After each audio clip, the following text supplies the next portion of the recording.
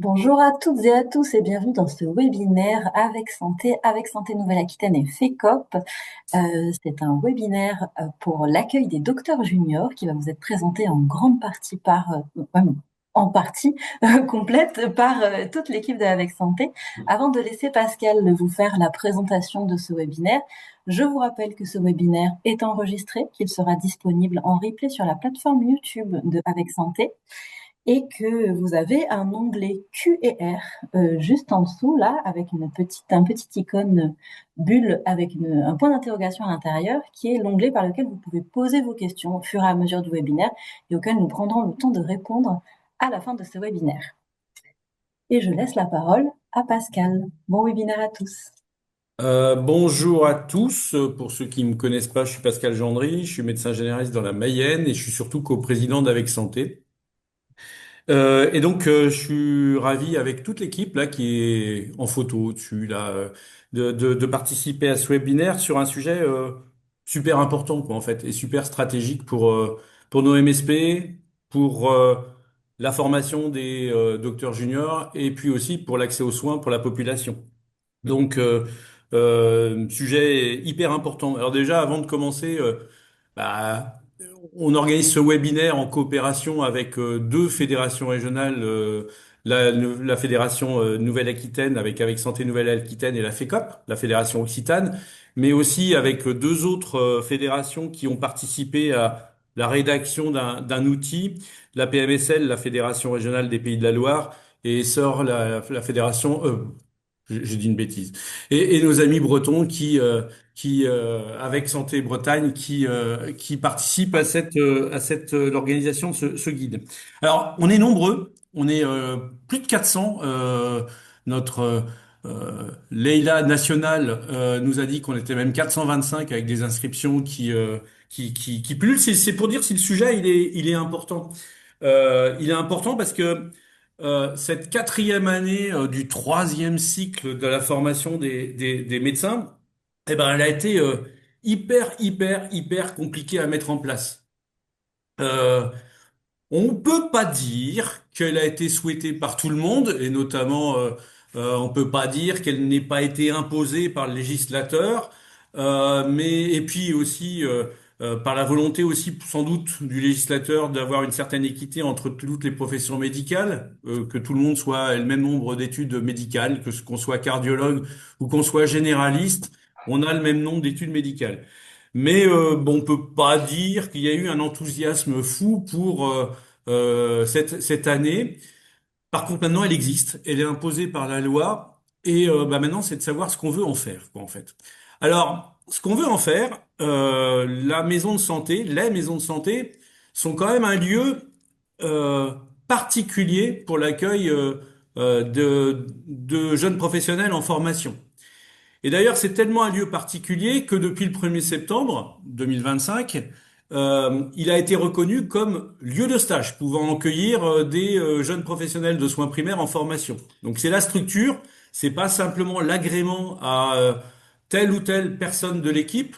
La structure peut être elle-même agréée pour accueillir un jeune professionnel en formation, ce qui est quand même quelque chose d'important et on y reviendra par la suite. Alors, nos premiers docteurs juniors vont être accueillis à partir du mois de novembre 2026 pour faire des soins ambulatoires, pour intégrer nos équipes, pour intégrer une dimension complémentaire des soins primaires.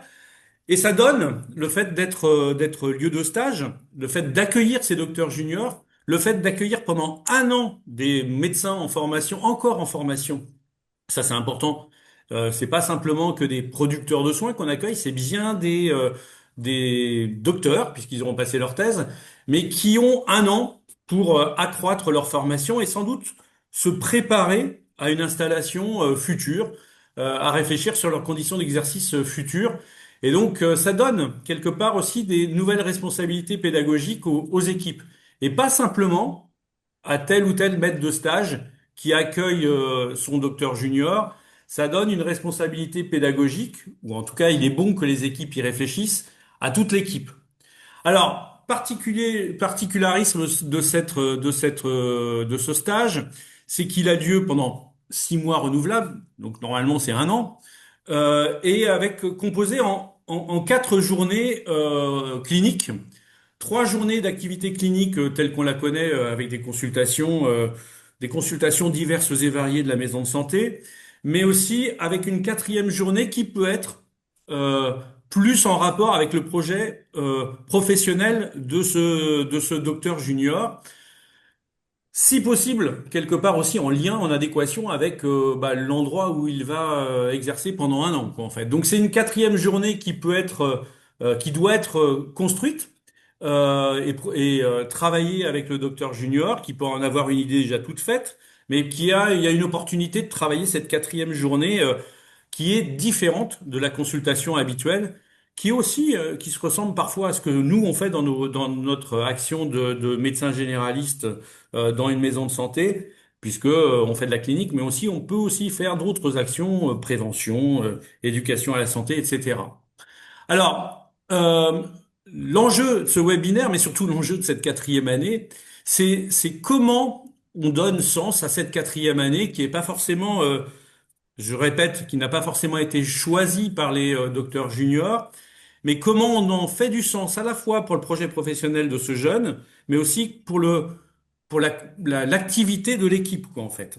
Et donc ça, c'est certainement une opportunité à construire pour les maisons de santé.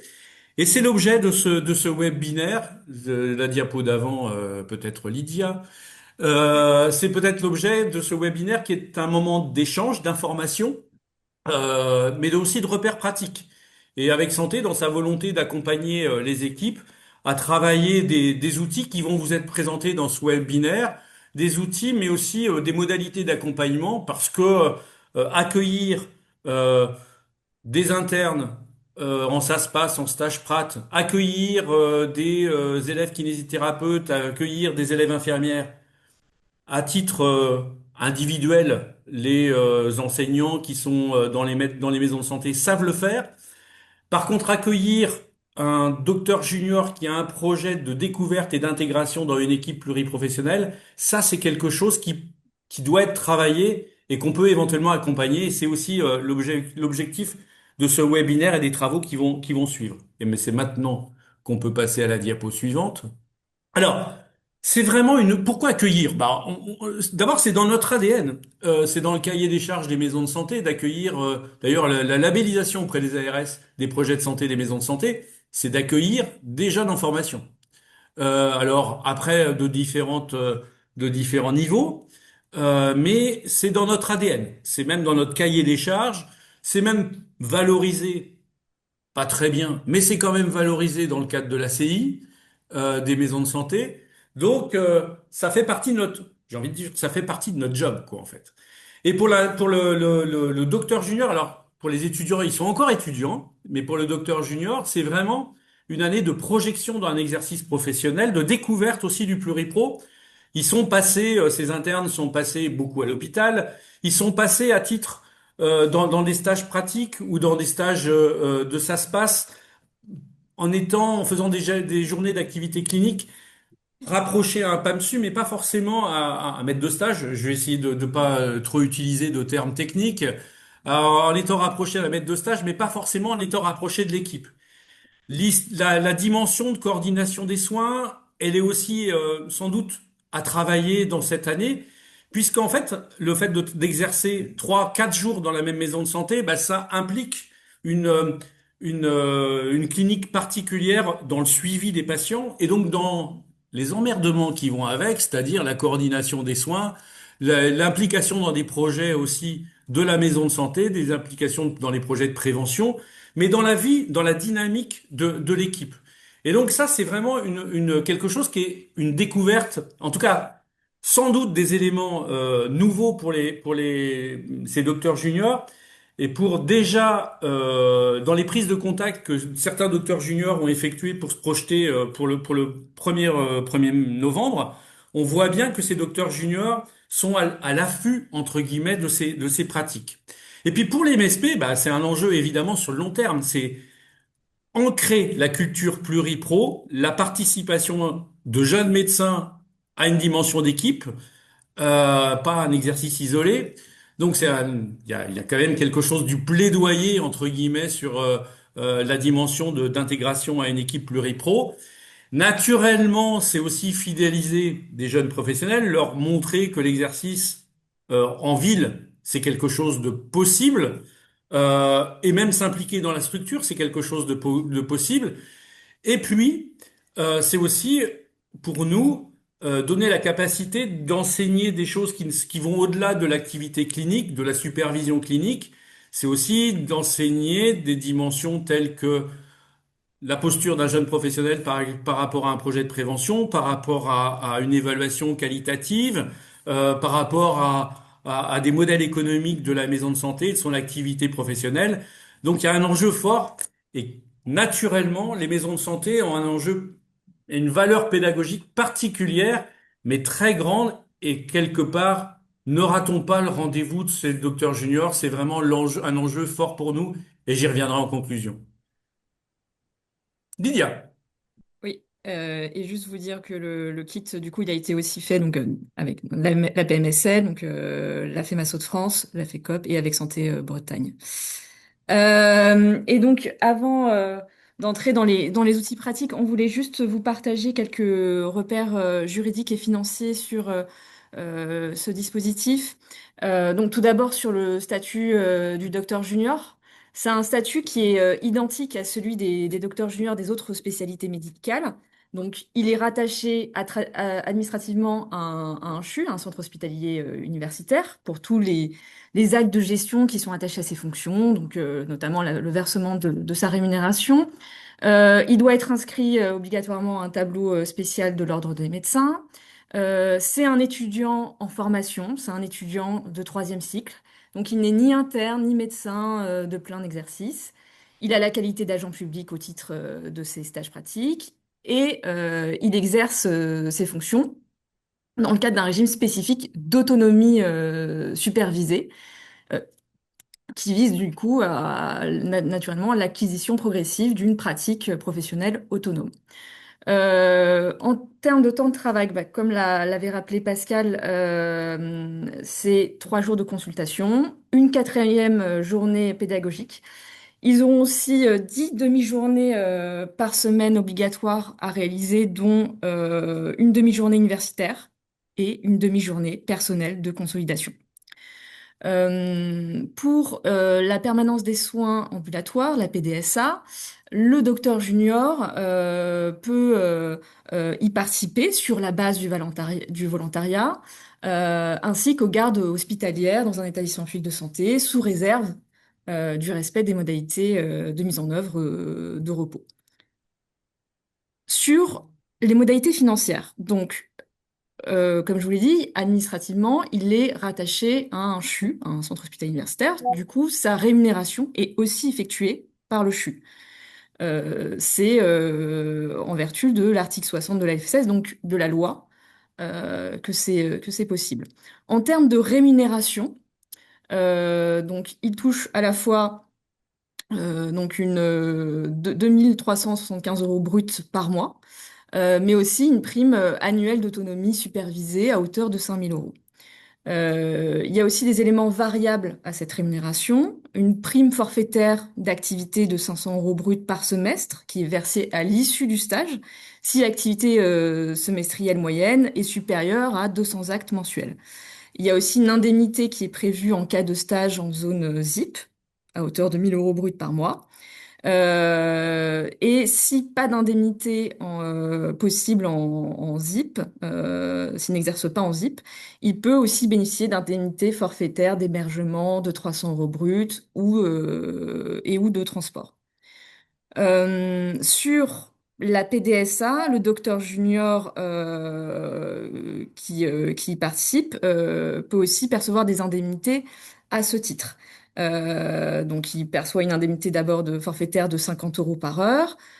Et pour chaque garde PDSA, le docteur junior peut recevoir donc d'abord pour une durée de référence de 12 heures tous les jours de 20 heures à 8 heures et les dimanches et jours fériés de 8 heures à 20 heures, 422 euros Et pour les débuts de soirée jusqu'à minuit les samedis de midi à 20h, 211 euros.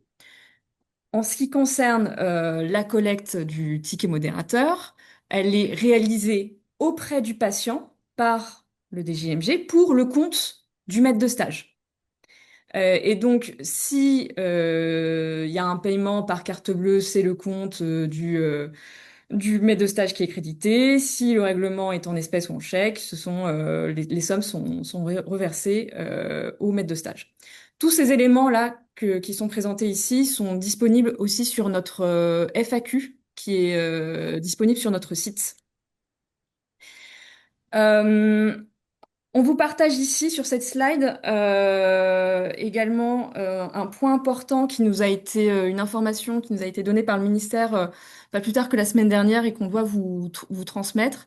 Déjà, le docteur junior, il facture ses actes avec une carte CPF qui est personnelle.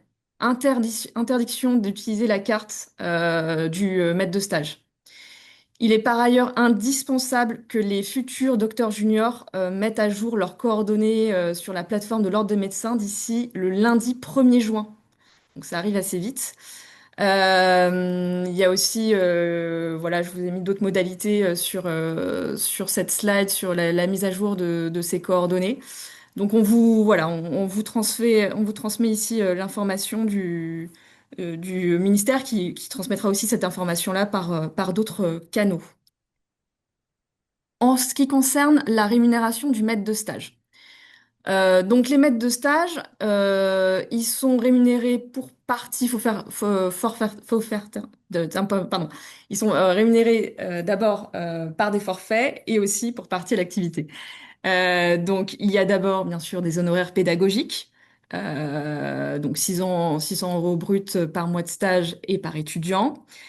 Donc même si la MSP est reconnue comme lieu de stage, ces honoraires-là sont néanmoins reversés au maître de stage.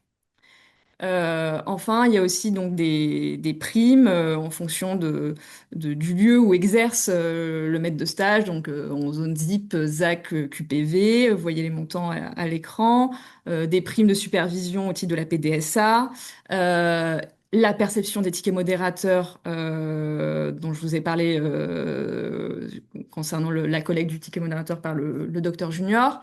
Et enfin, il y a des compensations qui sont liées à une patientèle qui est fortement exonérée au ticket modérateur, qui sera versée également au docteur junior. Et aussi une compensation qui peut avoir lieu en cas d'interruption totale non prévisible du stage par le docteur junior, type congé maladie, maternité, à hauteur de 1 200 euros bruts par mois. Et donc tous ces éléments-là, encore une fois, sont disponibles sur la FAQ.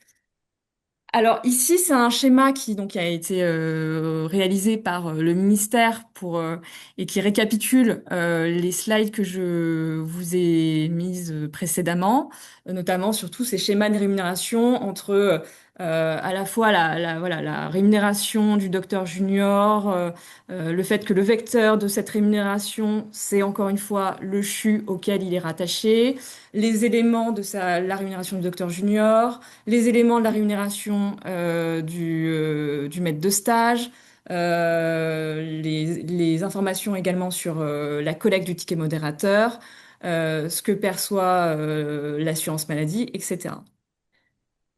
Donc, encore une fois, voilà, ce sont des éléments qui seront disponibles sur la FAQ. Euh, Quelques éléments juste sur l'encadrement pédagogique. Encore une fois, le docteur junior, il reste en formation. Le stage ne doit pas devenir une activité de remplacement. C'est pour ça qu'il y a une quatrième journée qui est dédiée à son projet, au projet pédagogique. Il y a une activité donc clinique avec un seuil de vigilance qui est fixé à 2400 consultations par semestre. Si il dépasse ce seuil, il y a une réévaluation possible de l'agrément. Et en termes d'encadrement, c'est maximum 2 étudiants par médecin. Voilà, encore une fois, ce sont des éléments disponibles sur la FAQ. Les terrains de stage sur le process d'agrément sont agréés par spécialité et par phase de formation. par le DGARS. La MSP doit être liée par convention avec le CHU de la subdivision. Le premier agrément est valable pendant 1 an, ensuite il est renouvelable tous les 5 ans. Sur le process d'appariement, le maître de stage va classer tous les étudiants s'il reçoit entre 2 et 10 vœux, et s'il reçoit plus de 10 vœux, il classe au moins 10 étudiants. Sur la manière dont ça va se passer pour la rentrée en novembre 2026, va d'abord y avoir un choix des étudiants à partir du 1er septembre. Et donc, vous voyez la manière dont ça se passe avec les jours et le code couleur. Il y aura à nouveau un autre tour à partir de mars 2027. Donc voilà, donc si vous avez des questions sur le dispositif du docteur junior, notamment sur les aspects juridiques et financiers, n'hésitez pas à consulter la FAQ. Par ailleurs, elle va continuer à être mise à jour régulièrement, puisqu'il y a encore d'autres groupes de travail qui ont lieu avec le ministère, notamment sur le régime de responsabilité des maîtres de stage. Donc voilà, tout ça va être mis à jour et par ailleurs, si vous avez des questions, s'il y a des choses qui manquent dans cette FAQ, n'hésitez pas à nous le dire. Et donc là, je vais passer la parole à Erwan. Bonjour à tous, je suis le docteur Couturier, je suis membre du conseil d'administration de la PNSL, donc comme a présenté Pascal. J'ai fait partie du groupe de travail sur un guide que l'on pourrait réaliser avec Santé pour accompagner les MSP pour l'accueil des docteurs juniors. Donc on va pouvoir, voilà, on est sur cette slide. Donc, on a travaillé tous ensemble pour essayer de comprendre comment on faisait pour accueillir et que cette année soit formatrice pour les docteurs juniors. Alors, c'est vrai que là, on a vu toute la partie administrative. On voit que l'étudiant va avoir une carte CPF, il va avoir un ordinateur, tout est prévu, tout est bien. Il a même son agenda, son logiciel, tout est prêt.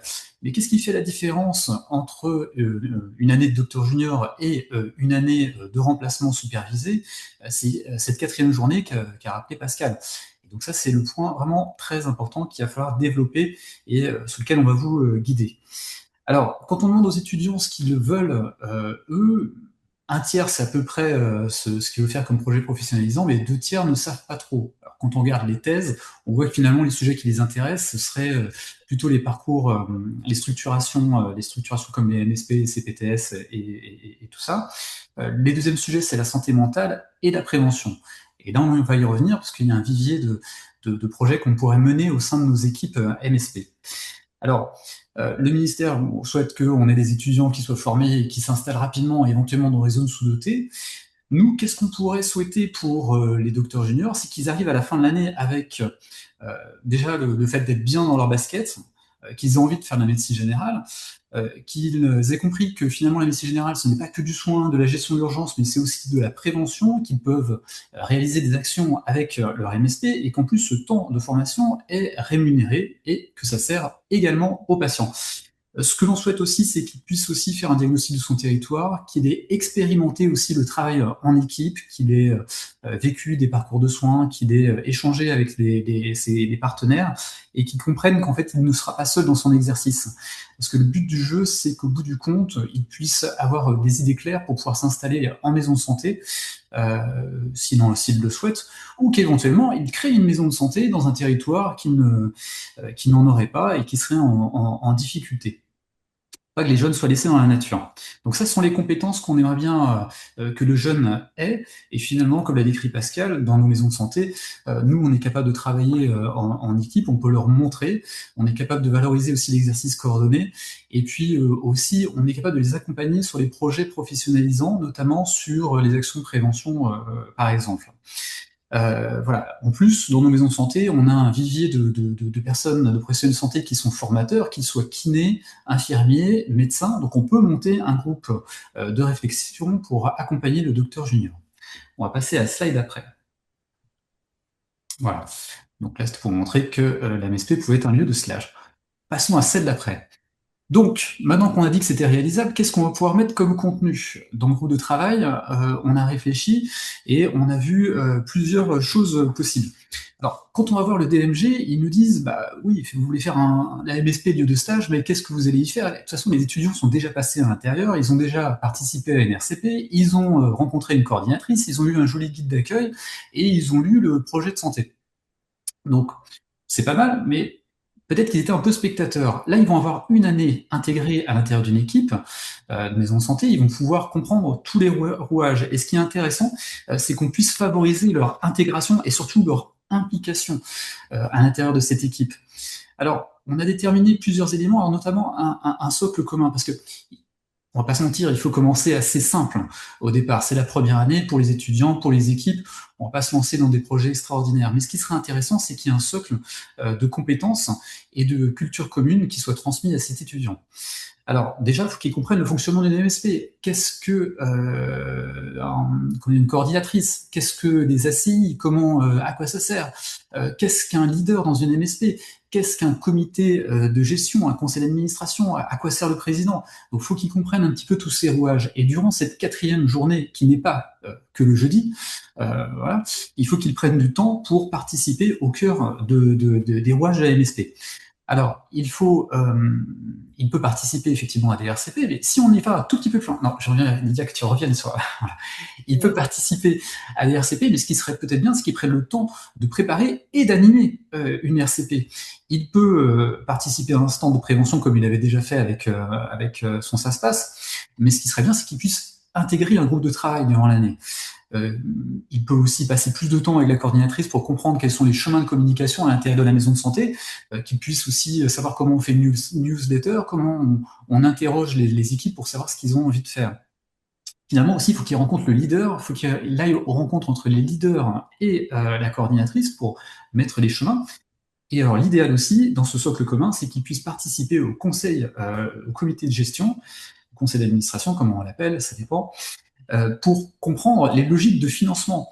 Parce que, on le sait tous, hein, dans les ACI, on a des actions qui peuvent des fois pas coûter très cher, mais rapporter beaucoup d'argent, et parfois on fait un choix politique, on va mettre de l'argent sur une action qui ne fait pas partie des ACI, et qui va pourtant rapporter gros à la population, parce qu'on la connaît, on a fait le diagnostic de territoire, et en plus qui plaît à l'équipe, pour que au moins ils aient la joie de pouvoir participer aux actions de la maison de santé. Donc il faut vraiment que l'étudiant rentre à l'intérieur de cette machine. La deuxième option, c'est les possibilités d'approfondissement. Et là, c'est vraiment la partie la plus intéressante qu'il conviendrait d'étudier en équipe. Faisons un pilotage de projet de prévention. Le docteur junior pourrait le faire. Il a une journée dédiée où il pourrait faire donc des diagnostics de territoire, organiser des réunions, essayer d'annoter des gens qui sont dans la MSP pour qu'ils puissent participer à ces réunions. Et il va aussi faire les comptes rendus, il va faire monter des projets, faire une évaluation après de ces projets. Donc ça demande énormément de compétences qu'il pourra avoir avec l'équipe qui le coordonnera tout au long de cette année. Alors, on a vu qu'ils avaient fait des thèses sur les sujets de prévention, bah, autant qu'ils le fassent au sein de notre MSP. Si bien sûr l'équipe est d'accord et si le MSU donne également son accord. Donc, il peut participer à des protocoles pluriprofessionnels. On a plein de protocoles pluriprofessionnels qui, des fois, dorment à l'intérieur de notre maison de santé. L'étudiant peut passer une année à essayer de le remettre en forme, de réinterroger les équipes sur pourquoi on l'avait mis en place. Voilà, c'est un autre sujet. Il peut faire des démarches qualité, il peut structurer des parcours de soins. Il pourrait même aussi intégrer un projet territorial. Si, par exemple, une CPTS est en train de se mettre sur le territoire, il pourrait venir et essayer de participer sur le moment de son année pour voir comment on se coordonne tous ensemble. Voilà. Donc ça, c'est des socles qui sont à travailler. Ça demande énormément de temps. Ça demande de la méthodologie. Il faut qu'il y ait un accompagnement et c'est à ça que sert la 4e journée et sur lequel il va falloir travailler. Je te propose déjà de passer. Voilà. Donc, les 3 repères clés à retenir. Le docteur junior est en formation, et ça, les étudiants demandent vraiment à ce qu'ils insistent sur ce point-là. Ils ont besoin de cette 4e journée de temps pédagogique avec ce projet de professionnel qui soit personnalisé. Et ce stage se construit en équipe, c'est-à-dire que tout n'est pas porté par le MSU. Le MSU, il a aussi son activité à côté, il va aussi faire déjà les retours de l'activité de l'étudiant pendant toute la semaine s'il est en difficulté. Il ne peut pas tout porter. Ce qui est intéressant, c'est qu'on fasse une équipe qui est dédiée à la formation initiale et qui accompagne tout au long de son parcours cet étudiant. Donc, passons à la slide d'après. Voilà, donc nous avons fait un guide pour essayer de mâcher le travail. Alors ce guide permet de débroussailler un petit peu tous les aspects de la de l'accompagnement des docteurs juniors. On a mis des repères qui sont assez simples, on a mis des conseils organisationnels, des points de vigilance aussi, parce qu'il ne faut pas être hors sol, il ne faut pas se monter dans des projets qui soient trop conséquents non plus. Nous avons mis des exemples et des outils. Donc ce guide permet donc de vous orienter, mais bon, il faut en prendre, il faut en laisser, il a le mérite en tout cas d'exister. À côté de ce guide, nous avons mis des annexes. On va passer, voilà, effectivement sur cette slide. Alors, les annexes sont des points bien plus spécifiques par rapport au guide, qui vont permettre de détailler des points importants, et je vous invite vraiment à les creuser à l'intérieur. Et on l'a construit en se disant, voilà, il y a peut-être 5 questions que va se poser une équipe qui veut accueillir un docteur junior au sein des maisons de santé. La première, c'est par où on commence. La deuxième, c'est comment construire un cadre pédagogique. À quoi ressemble l'année, comment est-ce que je vends effectivement l'intégration de docteurs juniors à ceux qui ne sont pas motivés au sein de mon équipe, comment je pose un cadre clair, et finalement on fait après une petite checklist, est-ce que j'ai rien oublié avant d'accueillir le docteur junior. Donc commençons par l'annexe 1 qui est juste après, voilà. Comment est-ce qu'on accueille donc le docteur junior? Ce qui est important, c'est qu'on ait un peu anticipé sa venue. Il ne faut pas que ça se fasse sur le tard. Alors ça tombe bien, ça commence en novembre. On a tout l'été pour y réfléchir, et c'est le moment de se retrouver en équipe pour essayer de voir un peu quels sont nos avantages, pourquoi est-ce qu'on accueille un étudiant, quelles sont nos ressources, nos avantages, quelles sont les personnes qui ont envie d'accompagner le docteur junior, hein, qui ne soit pas que médecin.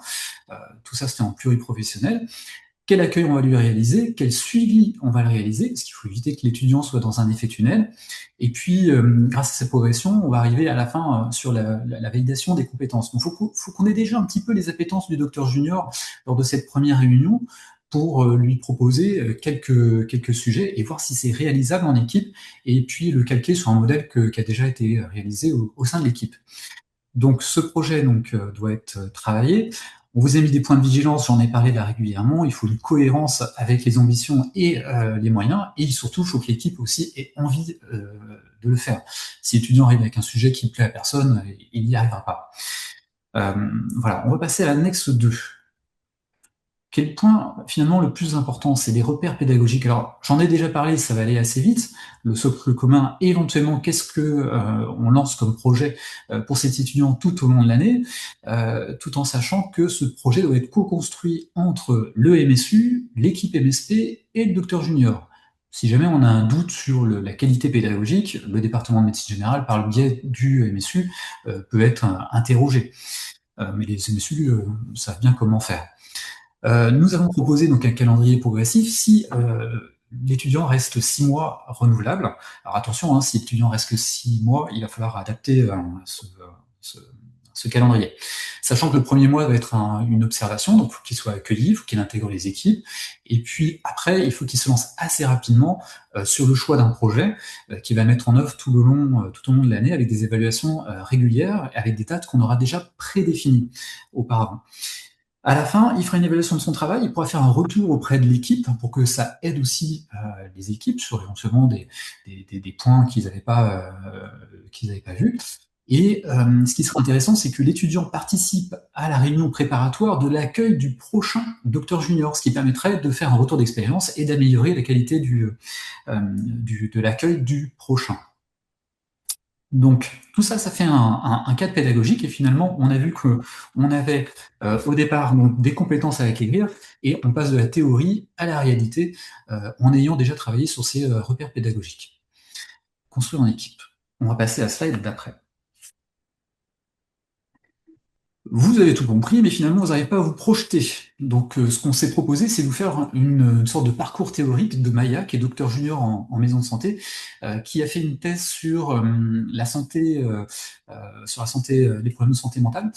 Et elle intègre une équipe qui a déjà fait une action de sport et de santé auprès des collèges. Donc, ils ont un savoir-faire, et finalement ils se disent, bah voilà, on va pouvoir éventuellement aller dans les collèges et parler santé mentale auprès des jeunes. Voilà, donc ils vont construire ça tout au long de l'année. Il va y avoir une phase d'exploration, de construction du sujet, du projet. L'étudiant va devoir solliciter les professionnels de santé, mais aussi les structures qui travaillent avec la maison de santé, et pour arriver au bout de son projet. Donc je vous invite à lire ce parcours, parce que ça permet, en fait, vous avez tous les items qu'il ne faut pas oublier à l'intérieur de, de ce parcours. L'annexe 4. Donc, on a vu ensemble que l'étudiant doit être accompagné par une équipe, mais l'étudiant doit aussi être autonome. Donc, on a pensé utile de faire une charte d'engagement de l'étudiant envers la MSP. Hein, bien sûr, il faut qu'il s'intéresse, il faut qu'il construise quelque chose. Dès qu'il a un problème, il faut qu'il aille vers son référent, qui n'est pas que le MSU, mais qui peut être une autre personne au sein de l'équipe qui l'accompagne. Et puis, à l'inverse, la MSP aussi doit s'engager à ouvrir aussi sa structure et l'accompagner, qu'il y ait un cadre qui soit propice à tout ça. Ça a été travaillé avec les scénarios MG, donc avec les étudiants, et on a voulu aussi rajouter des notions de savoir-être. L'étudiant doit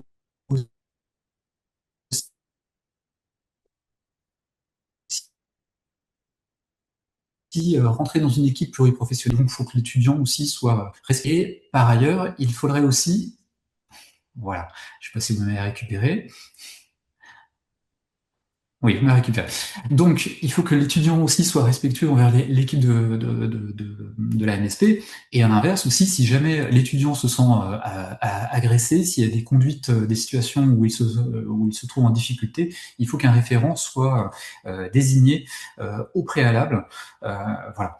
On a réalisé aussi une charte de confidentialité. C'est un élément important, parce que si l'étudiant rentre à l'intérieur de la structure, il va entendre des choses, il ne faut pas qu'il éparpille toutes les idées qui ont été créées à l'intérieur de cette MSP, et par ailleurs, s'il y a des choix politiques qui sont réalisés, s'il rentre dans le comité de gestion, il faut qu'il garantisse donc la confidentialité de toutes les données qu'il aurait entendues. On va passer à l'annexe 5.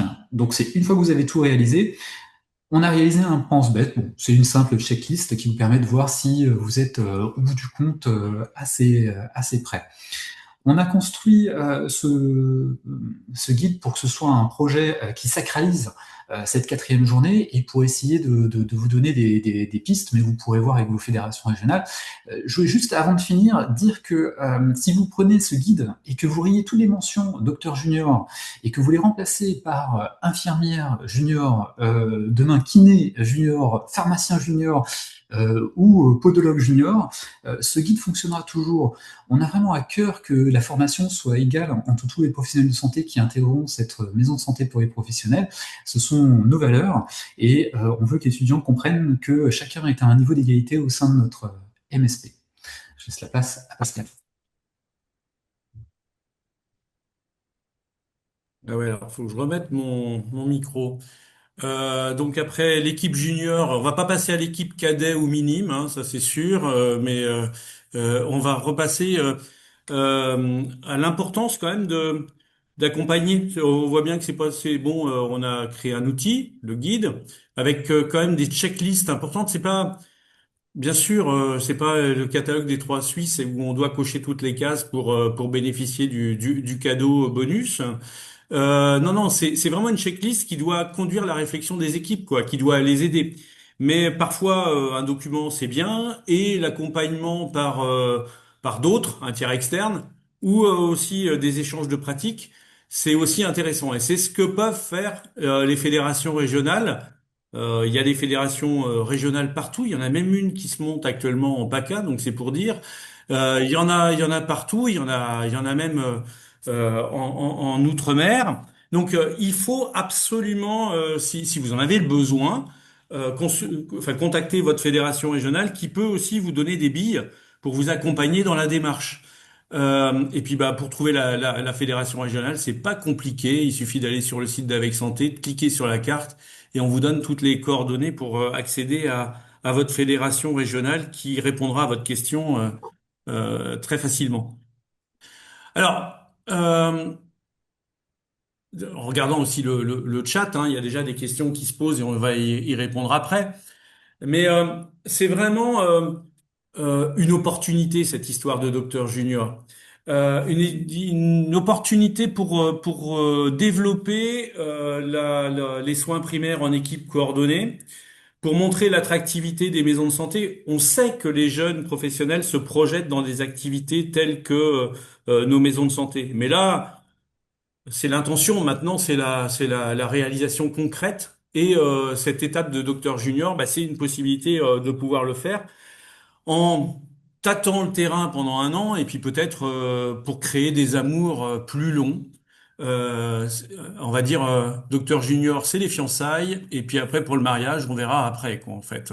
Ou donc c'est aussi très intéressant et c'est aussi dans une dynamique vraiment de compagnonnage professionnel. On est là-dedans quoi en fait quand on est dans Docteur Junior. Et quelque part, c'est un compagnonnage un peu différent de ce qu'on fait quand on accueille un interne SaSPAS ou stage Prat. C'est pas un échange avec un seul professionnel, c'est un compagnonnage dans une équipe pluripro. Donc c'est vraiment cette dimension-là qui est à développer, qui n'est pas encore très facile à faire parce que c'est pas parce qu'il y a un arrêté qui dit que les maisons de santé sont lieux de stage que l'agrément entre guillemets de la maison de santé comme structure d'accueil va être réalisé par le département de médecine générale aussi vite que ça, quoi, en fait. Et quelque part, ou par l'ARS, on voit bien que là, on est dans du nouveau. On voit bien aussi d'ailleurs que les outils, Lydia a parlé à un moment donné de cette jolie procédure d'agrément qui ressemble à s'y méprendre à Parcoursup dont on connaît tous les bienfaits. Et donc il faut s'inscrire sur une plateforme. Et si vous marquez MSP Henri Dunant, ben ça va pas marcher votre plateforme parce qu'il faut que ce soit rattaché à un maître de stage, à un PAMSU. Donc, si vous mettez docteur Dupont de la maison de santé Henri Dunant, vous pourrez vous inscrire sur la plateforme. Mais si vous y allez, si c'est le coordinateur de la MSP qui s'inscrit sur la plateforme, eh ben ça va pas marcher. Donc en fait, on voit encore que quelque part, on n'est pas tout, même si l'arrêté est là, on n'est pas encore complètement dans la maison de santé qui accueille en tant que structure les internes. C'est possible. Peut-être que ça va pas être dès le 1er novembre pour toutes les maisons de santé. Peut-être qu'il faut prendre date. Peut-être qu'il y en a qui vont essuyer les plâtres.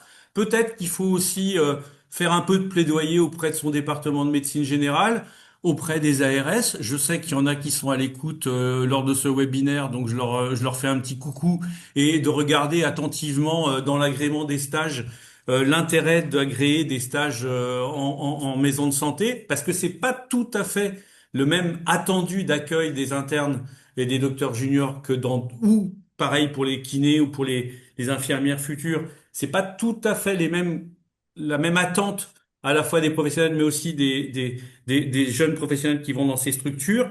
Et donc du coup, on est dans une partie un peu de transition. Et on a encore à convaincre de l'intérêt d'y aller en tant que structure. Et même parmi nous, qui sommes pour beaucoup maîtres de stage PAMSU, c'est compliqué de faire la transition, d'accueillir, de être simplement le référent pédagogique au milieu d'une équipe qui accueille son docteur junior. Ça aussi, c'est quelque chose d'un peu nouveau pour nous. Il faut parfois aussi, allez, convaincre le DMG que que c'est possible en tous les cas, que c'est pas forcément la voie, mais que c'est une possibilité. Donc là, on a dans une phase un petit peu transitoire. Bien sûr, les bonnes réussites d'accueil d'un docteur junior, c'est de travailler le projet pédagogique qui soit clair, qui soit qu'on montre le plus possible la pluriprofessionnalité. Et plus on va le montrer, plus on va être attractif pour ces jeunes docteurs juniors. Et peut-être dans une projection pour des exercices futurs dans des équipes coordonnées. C'est aussi la manière de découvrir de nouvelles pratiques au-delà du soin, de la consultation autour de citations de soins non programmés ou de prise de pathologie chronique. C'est aussi de faire de la prévention. C'est aussi de considérer les soins primaires dans quelque chose d'un peu plus global que simplement l'exercice en tête-à-tête au cabinet sur une situation clinique. Donc ça, c'est aussi ce qu'on attend de cette possibilité de docteur junior. Et puis, c'est aussi euh, dans notre ADN des maisons de santé, c'est l'équipe, c'est le pluripro, c'est l'innovation, c'est la qualité, c'est l'évaluation. Euh, c'est aussi le sens un peu de l'accueil euh, répondant aux besoins d'une population dans une démarche de santé publique. Et c'est aussi ça qu'on a par notre quelque part notre modèle qu'on a inculqué comme valeur aux futurs professionnels quoi en fait. Donc c'est aussi important parce que le changement des soins primaires et de notre système de santé par l'émergence et la consolidation des équipes, ça passe aussi par l'accueil de ces docteurs juniors mais aussi des autres professionnels de santé et ne ratons pas le rendez-vous. Alors, pour conclure, on remercie toutes les fédérations qui ont travaillé sur ce webinaire, la FECOP et puis la Fédération Nouvelle-Aquitaine qui ont collaboré à la mise en place de ce webinaire, et puis les fédérations qui ont travaillé sur le guide, la Fédération bretonne, la Fédération Hauts-de-France, la Fédération des Pays de Loire et la Fédération d'Occitanie. J'espère que j'en ai pas oublié parce que sinon je suis très très mal après avec ces fédérations. Et puis un petit merci particulier à Lydia, Leila, Annabelle et Enora qui ont travaillé ce webinaire.